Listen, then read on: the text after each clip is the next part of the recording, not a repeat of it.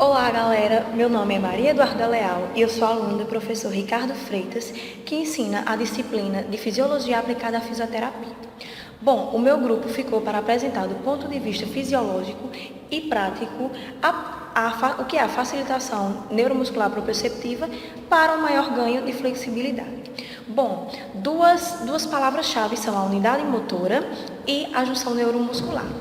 Essas duas compõem todo o mecanismo desenvolvido para realizar essa flexibilidade. Agora eu vou falar o que é a contração. A contração muscular, ela depende de três componentes, que é quando as células ganglionares da raiz dorsal da medula, juntamente com o axônio, também os motoneurônios que estão presentes no córtex pré-central e central do cérebro e os interneurônios, que são excitatórios e inibitórios. Bom, todos esses três vão fazer com que haja uma contração. A força de contração, ela varia de leve a máxima, sendo que esse depende de dois mecanismos. O primeiro mecanismo é que ela vai depender do maior número de unidade motora recrutada. E depois, o segundo, vai ser a maior frequência de descarga da unidade motora. Bom, agora eu vou falar o que é a facilitação.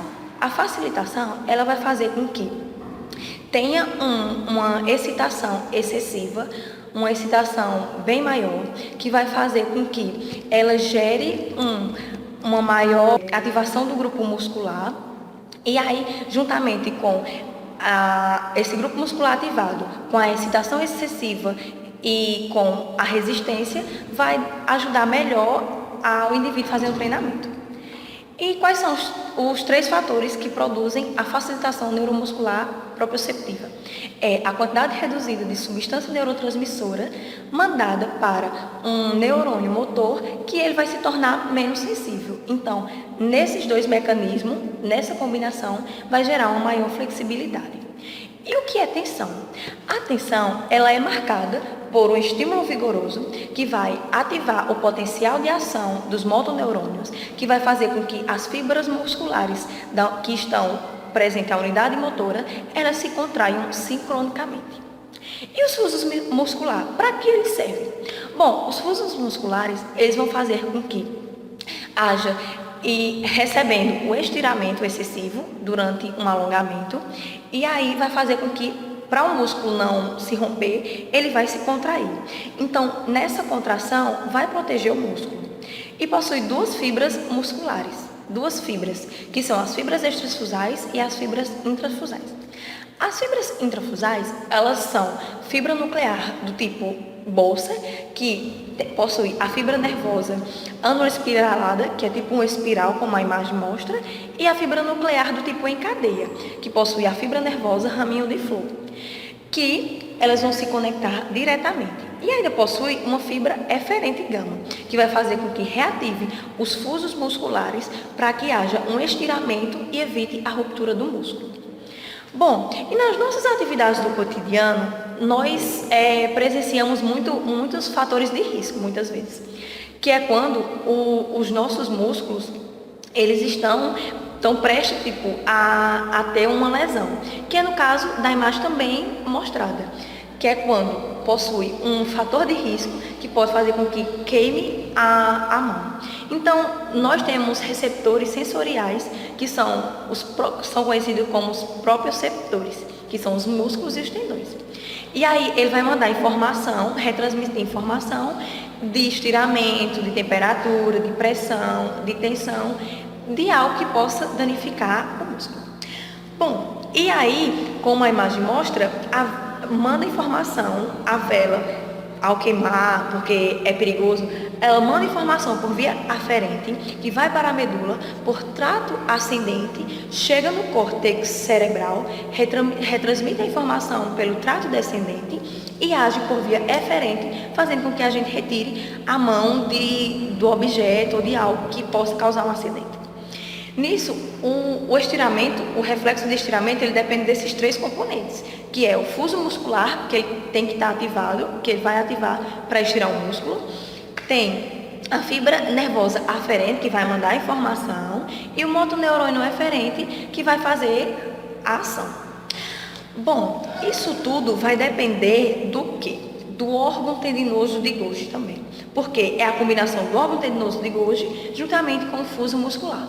Porque o órgão tendinoso de Golgi, ele age durante as tensões. Então, tensões excessivas, ele vai fazer com que ele possui um neurônio motor alfa, que vai fazer com que iniba essa fibra eferente gama, gerando relaxamento. Por isso que quando há muita tensão, o músculo tende a relaxar. E o que é a facilitação, esse método de facilitação neuromuscular proprioceptiva? Ele tem o principal objetivo de aprender ou reaprender durante os movimentos ou posturas que já foram alterados por alguma lesão. E nisso ele precisa de um padrão básico para realizar essa prática, que vai fazer com que haja um estímulo, posteriormente um reflexo de estiramento, fazendo com que ele possa tracionar e aproximar o músculo por contato manual, como a imagem também mostra, o terapeuta utilizando o contato manual para ajudar a paciente, e o comando verbal, colocando também muita resistência na hora da contração, fazendo com que haja uma sincronização desses movimentos e tenha uma prática ótima. Bom, e agora eu vou mostrar na prática como ocorre esse método. Bom, o correto para fazer a prática da facilitação neuromuscular proprioceptiva é fazer com que o paciente coloque a perna bem acima, esteja bem alinhado corretamente, e aí, à medida que eu tensiono, vai utilizar o quê? O OTG, o órgão tendinoso de Golgi. E à medida que eu estiro a perna dela, vai ser utilizado o fuso muscular. Então, quando ela contrai, isso, quando ela contrai, aí eu relaxa, isso, aumenta, contrai, relaxa. E aí, vai aumentando mais a amplitude de movimento.